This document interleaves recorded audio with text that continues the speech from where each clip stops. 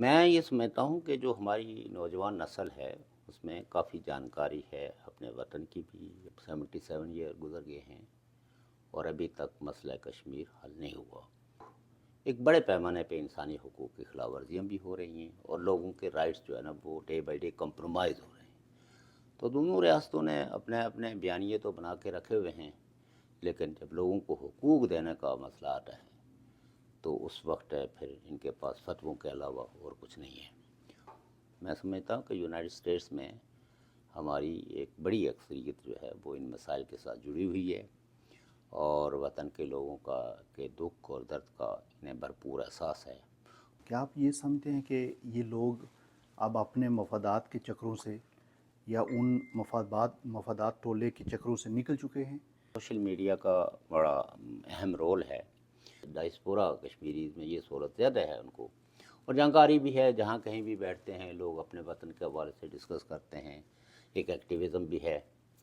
تو اس میں تو ڈے بائی ڈے یہاں اضافہ ہوا ہے، اور تو اس معاہدے کی خلاف ورزی کرتے ہوئے پاکستان نے انویٹ کیا ریاست جموں کشمیر میں. ریاست جموں کشمیر کے پشتینی درجہ اول شہری تھے. صحیح. نمبر ایک، ہمارا وطن جو ہے وہ یونائٹ تھا اور اس میں کسی کا قبضہ نہیں تھا. کسی کو، اور جو غیر ریاستی کسی کا کوئی قبضہ نہیں تھا.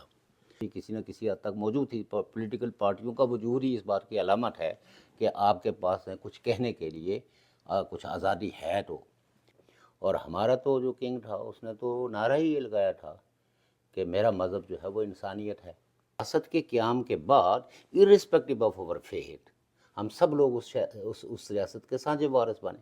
کوئی یہ نہیں ہے کہ ہندو کو کوئی سپریارٹی حاصل ہو گئی اور مسلمان کو کوئی انفیریٹی حاصل ہو گئی.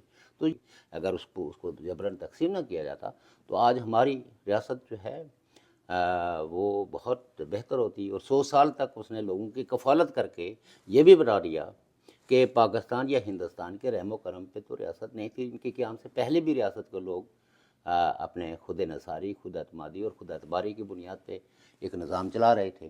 اس وقت جو ٹرائبلز تھے وہ مال لوٹ کے ٹرکوں سے لا کے جو ڈمپ کرتے تھے ایبٹ آباد میں.